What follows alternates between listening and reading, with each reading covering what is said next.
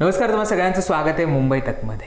महाराष्ट्राच्या निवडणुका पार पाडल्यानंतर अनेक प्रश्न हे ईव्हीएमच्या संदर्भात आणि ह्या इलेक्शन प्रोसिजरच्या संदर्भात उपस्थित करण्यात आले होते. महाराष्ट्राची निवडणूक ही फेअर झाली नाही असं अनेक विरोधी पक्षाच्या नेत्यांचं म्हणणं होतं. अजूनही या सगळ्या संदर्भातले अनेक आक्षेप हे नोंदवले जात आहेत. त्याच्यामध्ये प्रामुख्याने महत्त्वाचे काही मुद्दे उपस्थित करण्यात आले होते. त्याच्यामध्ये असं म्हटलं होतं की ईव्हीएममध्ये या अनेक ठिकाणी फेरफार झालेला आहे. बघा, जे विजयी उमेदवार आहेत आणि पराभूत उमेदवार आहेत किंवा इतर भागांमधले विजयी उमेदवार, त्यांची जी मतांची टक्केवारी आहेत किंवा त्यांचं मतदान आहे हे सारखं आपल्याला दिसतंय. जे पराभूत उमेदवार झालेले आहेत त्यांचं मतदान सुद्धा सारखं झाल्याचं अनेक ठिकाणी दिसतंय. त्याचबरोबर असे आक्षेप नोंदवण्यात आले की संध्याकाळी 6 वाजता जी आकडेवारी इलेक्शन कमिशनने जाहीर केली होती, जेवढं मतदान झालं असं जाहीर केलं होतं, त्यानंतर त्या आकड्यांमध्ये बदल झाले होते.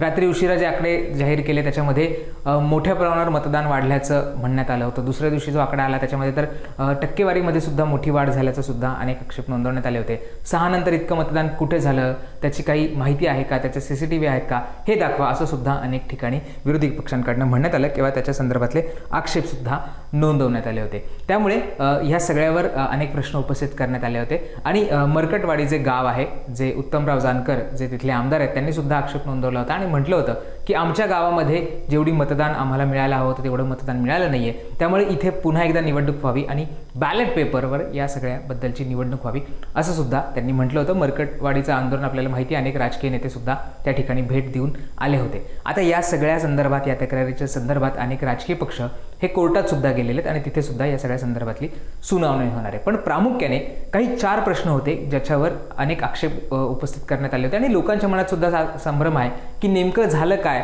नेमकं जे आक्षेप विरोधी पक्षांकडनं नोंदवले जात आहेत त्याच्यामध्ये काही तथ्य आहे का, असे अनेक शंका कुशंका ह्या लोकांच्या मनात आहेत. आणि या सगळ्या शंका कुशंका दूर करायचं काम हे इलेक्शन कमिशनने केलेलं आहे. आता दिल्लीच्या निवडणुका होत आहेत आणि त्याच्या संदर्भात इलेक्शन कमिशनने एक पत्रकार परिषद घेतली. या पत्रकार परिषदेमध्ये जे महाराष्ट्राच्या निवडणुकांमध्ये झालं आणि त्यानंतर जे प्रश्न उपस्थित करण्यात आले त्याच्यावर इलेक्शन कमिशनने उत्तर दिलेले आहेत. आता आपण एक प्रश्न बघूयात आणि त्याची काय उत्तर दिली आहेत हे सुद्धा समजावून घेऊयात. तर महाराष्ट्राच्या निवडणूक झाल्यानंतर अनेक प्रश्न उपस्थित करण्यात आला होता की अनेक कॉन्स्टिट्युएन्सीमध्ये, अनेक मतदारसंघांमध्ये मतदार हे वाढलेले आहेत, काही मतदारसंघांमधले मतदार हे घटवण्यात आले असं आक्षेप हा नोंदवण्यात आला होता. आता त्याला इलेक्शन कमिशनने उत्तर दिलेलं आहे आणि इलेक्शन कमिशनचं म्हणणं आहे की आम्ही याची स्क्रुटिनी ही दरवर्षी करत असतो. कुठले मतदार वाढले याच्या संदर्भातली स्क्रुटिनी करत असतो आणि मतदार कुठले घटले किंवा एखाद्याचा मृत्यू झाला असेल तर त्याच्या संदर्भात त्याचं नाव हे त्या सगळ्या लिस्टमधनं काढणं, एखाद्या वेगळ्या राज्यामध्ये, एखाद्या वेगळ्या शहरात ट्रान्सफर झाला असेल तर ते इथनं वगळून दुसरीकडे ते ॲड करणं, ह्या सगळ्या संदर्भातली स्क्रुटिनी करत असतो. दरवर्षी ही स्क्रुटिनी केली जाते आणि ऑक्टोबरमध्ये या सगळ्या संदर्भातला डेटा सुद्धा रिलीज केला जातो. सगळ्या राजकीय पक्षांना या सगळ्या संदर्भातली माहिती अवेलेबल असते. ते कधीही या सगळ्या संदर्भातली माहिती घेऊ शकतात आणि जर त्यांना काही आक्षेप असतील तर ते नोंदवू शकतात असं सुद्धा त्यांनी या सगळ्यामध्ये म्हटलेलं आहे. आता या सगळ्या पर्टिक्युलर प्रश्नाबाबत त्यांनी काय उत्तर दिले अगदी थोडक्यात बघूयात आणि आपण मग दुसऱ्या प्रश्नाकडे जाऊयात. देखिए, राइट साइड में आप देखेंगे October. So this is necessary for the nation to know. और दुनिया में और हिंदुस्तान में दूसरी कोई प्रक्रिया ऐसी नहीं है जिसमें हर साल आपके आइडेंटिटी का या आपके वोटर का किसी चीज का एनुअल वेरिफिकेशन होता हो. अक्टूबर हर साल 1 जनवरी को एलिजिबल डेट मानकर एक सर्वे किया जाता है जिसको अक्टूबर में प्रारंभ होता है. ड्राफ्ट रोल की copy free of cost 2-2 copy her political party को दी जाती है. कहा जाता है ये ड्राफ्ट रोल है, अब जो नए लोग वोटर बनना चाहते हैं डिलीट होंगे, उसकी प्रक्रिया चलेगी. हर स्टेज पे हम आपको खबर करेंगे. हर स्टेज पे कोई भी ऑब्जेक्शन हो तो हमें बताइए. Please allow your appoint your BLA, let him go. हर विलेज में, हर पोलिंग स्टेशन पर जो भी ड्राफ्ट रोल है और जो ऑब्जेक्शन है उनकी कॉपी पब्लिश की जाती है. सफिशिएंट अपॉर्चुनिटी दी जाती है. डिलीशन हो नहीं सकता जब तक कि पर्सनल हियरिंग ना हो जाए और उसका साथ में मौका ना दिया जाए. किसी पोलिंग स्टेशन पे 2% से ज्यादा डिलीशन हो गए तो ERO और ARO को जाके पर्सनली चेकिंग करनी है. So friends, it is a perfect system. अच्छा, हर साल होता है. It is only built further on what ever is already existing. ऐसा नहीं है कि सडनली कुछ बन गया. और आप सोच के देखिए, जहां एक एक वोट की लड़ाई होती है वहां पर किसी पोलिंग स्टेशन से या किसी कॉन्स्टिट्यूएंसी से आप लगातार 10,000, 20,000, 50,000 जैसे बोल दिया जाता है सडनली, ऐसे नाम काट दीजिए, तो वहां तो क्या सिचुएशन होने वाली है आप सब लोग जानते हैं। और दूसरी बात, अगर किसी वजह से मान लिया 1% हो गया, तो जो जब आज 5 जनवरी से लेके अक्टूबर तक का टाइम है, उसके बीच में फॉर्म्स क्यों नहीं भरे जाते कि ये डिलीट कर दिया जाए या इसको नया जोड़ दिया जाए? Only at the time of elections, when it is happening in that particular state, these kind of issues are raised. These is absolutely impossible. महाराष्ट्राची निवडणूक झाल्यानंतर दुसरा प्रश्न उपस्थित करण्यात आला, तो म्हणजे ईव्हीएम हॅक होऊ शकतं का, म्हणजे ईव्हीएम मध्ये फेरफार केला जाऊ शकतं का. याच्या संदर्भात इलेक्शन कमिशनने याआधी सुद्धा उत्तर दिलेलं आहे, परंतु पुन्हा महाराष्ट्राच्या निवडणुकीनंतर हा मुद्दा ऐरणीवर आल्यानंतर आणि काही स्टिंग ऑपरेशन्स समोर आल्यानंतर इलेक्शन कमिशनने पुन्हा एकदा यावर भाष्य केलेलं आहे आणि ईव्हीएम हे हॅक होऊ शकत नाही हे सांगितलेलं आहे. त्यासाठी त्यांनी कोर्टाच्या निकालांचा सुद्धा दाखला दिलेला आहे. आता या सगळ्या प्रश्नावर ते नेमकं काय म्हणतात ते सुद्धा ऐका. चुनाव की तारीख से 7 या 8 दिन पहले ईवीएम्स को कमीशन किया जाता है, उसमें सिंबल डाले जाते हैं, वो एजेंट के सामने डाले जाते हैं. उसके बाद में उसको मॉकपोल करने की छूट होती है. वो उसी दिन मॉकपोल करके देख लें सिंबल ठीक पड़ गए, उसी दिन उसमें नई बैटरी डाली जाती है, उसी दिन वो बैटरी सबके सामने में सील होती है. उसके बाद उसको उठा के ईवीएम्स को स्ट्रांग रूम में जमा किया जाता है, उन्हीं के सामने सील लगाई जाती है. उसके बाद में जिस दिन पोलिंग डे होगा उस दिन सील उनके सामने तोड़ी जाती है and they are allowed to remain at the strong room. Polling day में डिस्ट्रीब्यूशन के बाद पोलिंग स्टेशन पे सबसे पहले कहा जाता है आपको ये वाली सीरियल नंबर की पोलिंग ईवीएम दी गई थी, प्लीज चेक वही है, आपने सील लगाई थी, प्लीज चेक वही है, उस दिन आपने मॉक पोल किया था, आज फिर कर लीजिए, सुबह सबसे पहले फिर मॉक पोल कर लीजिए. Polling agent is inside the polling station. शाम को वो दिन भर रिकॉर्ड रखते हैं कौन आया कौन गया. शाम को पोल खत्म होने से पहले, पोलिंग स्टेशन छोड़ने से पहले form 17C account of votes, किसमें कितने वोट पड़े इसकी संख्या उनको दे दी जाती है. I will cover this point again when I come to VTR. EVMs को वापिस स्टोर रूम में लाया गया, फिर उनके सामने ताला लगाया गया, फिर काउंटिंग के दिन आए, फिर कहा भाई काउंटिंग में फिर देख लो वही मशीन है, फिर सील चेक कर लो. उसके बाद में फॉर्म 17C से मिला लो. अगर 17C से काउंट मिलेगा तभी काउंटिंग प्रोसीड करेगी. तो पोलिंग स्टेशन छोड़ने से पहले आपके हाथ में 17C दे दिया, काउंटिंग से पहले फिर मैच करके आपको दिखा दिया. उसके बाद 5 रैंडमली सेलेक्टेड वीवीपैट्स की गिनती भी कर ली. ये नेक्स्ट सारी चीजों को बहुत बार चैलेंज किया गया. देखिए, मैंने पिछली बार भी एक किताब आपको दिखाई थी जो हमने बनाई है, वेबसाइट पे डाली है, आज फिर दिखाता हूं. माननीय हाई कोर्ट्स और सुप्रीम कोर्ट ने क्या कहा है. उन्होंने कहा है कि ईवीएम हैक हो ही नहीं सकती. There is no evidence of unreliability or any drawback in the EVM. I am circulating it. Please see the details. Details are there in the court orders. Court orders are here compiled. They are on our website.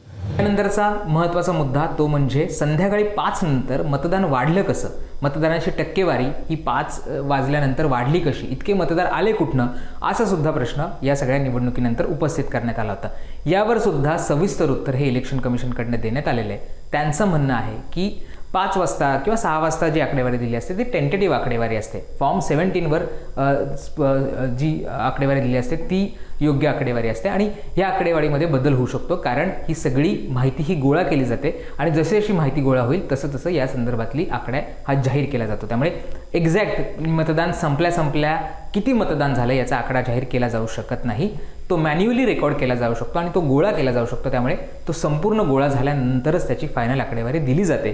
त्यामुळे जे आक्षेप नोंदवले जातात की 5 नंतर कशी काय मतदान वाढलं, कसं काय त्याची टक्केवारी वाढली, यावर सुद्धा आता निवडणूक आयोगाने सविस्तर उत्तर दिलेलं आहे. काय म्हणतात अगदी थोडक्यात पाहूयात. Let me explain how VTR can not be change. Please इसको बस बना के फिर I will come to Delhi. सुबह 9:30 बजे, 11:30 बजे, 1:30 बजे, 3:30 बजे, 5:30 बजे sector magistrates go from booth to booth. They collect what is the trend. अगर 10.5 लाख बूथ से अनकनेक्टेड सिस्टम से फोन से या मैसेजिंग ग्रुप से फिगर कलेक्ट करनी हो तो हिंदुस्तान में क्या पूरी दुनिया में कोई एग्जाम्पल बताइए जहां रात को 6 बजे, अभी चुनाव खत्म भी नहीं हुआ और 6 बजे में पहले आपको एग्जैक्ट वोटर दे दूं। फिर इलेक्ट्रॉनिक वोटिंग मशीन को इंटरनेट से जोड़ देते हैं, जोड़ने के बाद में वो हैंड टू हैंड लाइव हो जाएगा सिस्टम, फिर आप कहेंगे कि ईवीएम को हैक कर दिया। 5:30 बजे के बाद जस्ट प्लीज इमेजिन 5 से 7 के बीच में प्रिजाइडिंग ऑफिसर जो पहली बार वहां गया है, छोटे से स्कूल के टीचर हैं, आंगनवाड़ी वर्कर्स हैं, वो क्या काम करते हैं? जितने लोग लाइन में खड़े हैं पहले उनको पर्चियां टोकन बांटते हैं कि आप लाइन में रहिए, आपका वोट जरूर लेंगे। थोड़ी थोड़ी कहा सुनी भी होती है गेट पर कि हम तो टाइम में आ गए थे। फिर वो किसी तरह से लॉ एंड ऑर्डर संभालते हैं, एडमिनिस्ट्रेटिव जॉब करते हैं, बंद करते हैं, सबका वोट डलवाते हैं। उसके बाद में वोटिंग खत्म कराते हैं, मशीन को सील करते हैं, बैटरी को सील करते हैं, एन नंबर्स ऑफ फॉर्म्स बनाते हैं, 17C इंक्लूडेड। और सोचिए 17C बनाने के बाद हाथ से लिखते हैं, लिखने के बाद एजेंट के हाथ में वो कॉपी देते हैं, सील कराते हैं। अब एक आप इमेजिन करिए 10.5 लाख बूथ पर अगर 4 एजेंट भी मान लें तो 40 lakh form 17C are available with the agents at close of poll before leaving polling station. अगर महाराष्ट्र का जिक्र ले लें तो 1 लाख बूथ थे लगभग, 4 भी मान लें तो 4 लाख 17C फॉर्म।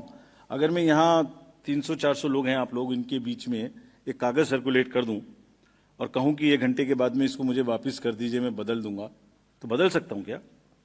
संभव है क्या? Every candidate of a legislative assembly by the end of the day collects form 17C from his polling agents and knows exactly on which booth how much has been votes have been cast. कहीं तो 1-1, 2-2 महीना counting नहीं हो पा रही और हमसे क्या पूछा जा रहा है कि आपने 6 बजे के बदले 11:15 बजे तक 8% बढ़ा दिया। अरे भाई वो 7, 7:30 बजे सारी मशीन को लेके बूथ से उठ के काउंटिंग डिपॉजिट सेंटर में आएगा, प्रिजाइडिंग ऑफिसर मशीन जमा करेगा और 7:30 बजे के बाद 8 बजे के बाद जैसे जैसे वो लौटेगा फिर से voter turnout app which is not a statutory document उसको ठीक करना शुरू करेगा। 11, 11:15 बजे तक हमने जनरल इलेक्शन 24 के बाद, जिससे कंफ्यूजन ना रहे, 11:30 बजे 11:45 बजे रात को फिर एक रिलीज करना शुरू किया प्रेस का, ताकि ये भी ना रहे कि अगले दिन क्या हुआ, पहले दिन क्यों नहीं बताया, हमने उस दिन रात को करना शुरू किया। अब कहा जा रहा है कि 6 बजे बता दीजिए, 6 बजे पोलिंग स्टेशन बंद करें, 6 बजे मशीन को जमा करें, या 6 बजे पहले सबसे पहले ये बताएं कि क्या हुआ। Therefore, this gap is a very, very procedural inbuilt gap. It will always remain so. There is nothing wrong in it. And nobody involved, nobody in any exercise can ever tell कि अगर 6 बजे कोई exercise बंद हुई है तो 6:15 बजे उसका पहले एग्जैक्ट पोलिंग परसेंटेज बता दीजिए। Impossible, unless it is connected to the net, it is impossible. हे झालं मतदानामध्ये वाढ कशी झाली। आता आणखी एक महत्त्वाचा आक्षेप होता तो म्हणजे मतांची तफावत आढळते। म्हणजे जेवढी मतदान झालं एखाद्या गावामध्ये एखाद्या पोलिंग बूथवर तितकं मतदान काउंट झालं नाही किंवा मतदानामध्ये आणि काउंटिंगमध्ये घोळ आहे, याच्यामध्ये काही तफावत आहे, ते आकडे मॅच होत नाहीये असा सुद्धा प्रश्न उपस्थित करण्यात आला होता। ईव्हीएमचं मतदान आणि टोटल मतदान याच्यामध्ये फरक आढळतोय असं सुद्धा म्हणण्यात आलं होतं। त्याच्यावर सुद्धा सविस्तर उत्तर इलेक्शन कमिशनकडे देण्यात आलेलं आहे। आणि कधी कधी एखाद्या पोलिंग स्टेशनवर मॉक पोलचे जर मतदान ते डिलीट केलं नाही आणि तसंच मतदान घेतलं तर त्यावेळेस काय केलं जातं, जर मतांमध्ये तफावत सांगितली जाते त्याच्यावर काय नेमकं म्हणणं आहे, इलेक्शन कमिशनने या सगळ्या संदर्भात काय स्पष्टीकरण दिले ते सुद्धा पाहणे इंटरेस्टिंग असणार आहे। अगदी इलेक्शन कमिशन काय म्हणतंय थोडक्यात पाहूयात। अगर किसी मशीन को ऑन नहीं हुई, किसी मशीन में मिसमैच, किसी मशीन के ऑन होने में गलत हो गया या मॉक पोल का डाटा नहीं हटाया गया, कि 10.5 लाख में से 1, 2, 3, 4 जगह ऐसा हो सकता है, उस मशीन को एक तरफ रख लिया जाता है। जब काउंटिंग पूरी हो जाती है तो यह देखा जाता है कि जो विक्ट्री मार्जिन है अगर वो उस एक मशीन से कम है तो then slips of that machines are counted, otherwise it is kept aside and therefore that much number would be less counted, but it does not have any consequence as far as the result is concerned because the margins are too high. And then Form 20 with exact details of candidates winning and losing is given to the candidates. ये कहा जाता है हमसे, एक और चीज कही जाती है, आप वीवीपैट स्लिप्स गिन लीजिए. वीवीपैट स्लिप्स भी गिन ली. Let me tell the nation today. 2019 के बाद जब माननीय उच्चतम न्यायालय ने कोर्ट में आदेश किया था कि 5 वीवीपैट्स अब हर असेंबली से गिनेंगे after the results, 67,000 VVPATs have been counted. Over 4.5 crore slips have been counted. And after 2019, except the initial old machines, not even a difference of one vote which has been found. त्यामुळे election कमिशनने ह्या सगळ्या प्रश्नांची उत्तरं देण्याचा प्रयत्न केलेला आहे. जे 4 महत्त्वाचे प्रश्न महाराष्ट्राच्या निवडणुकीनंतर उपस्थित केले जात होते त्याचं समाधान करायचा प्रयत्न हा इलेक्शन कमिशनकडनं करण्यात आलेला आहे. आणि त्यांचं असं म्हणणं आहे की तुम्ही सरसकट आरोप करू नका. एखादी पर्टिक्युलर केस असेल किंवा एखाद्या पर्टिक्युलर बूथवर काही गोष्टी घडल्या असतील तर त्याचं निरसन आम्ही नक्की करू. त्याच्या संदर्भात काही जर चुकीचं घडलं असेल तर त्याच्या संदर्भातली योग्य ती कारवाई करू.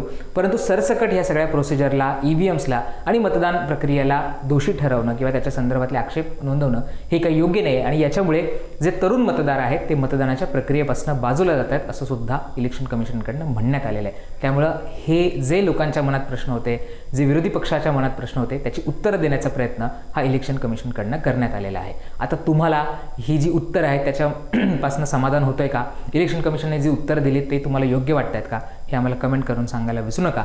आणि अजूनही तुम्ही मुंबई तकला सबस्क्राईब केलं नसेल तर ते सुद्धा करायला विसरू नका. पाहत राहा मुंबई तक.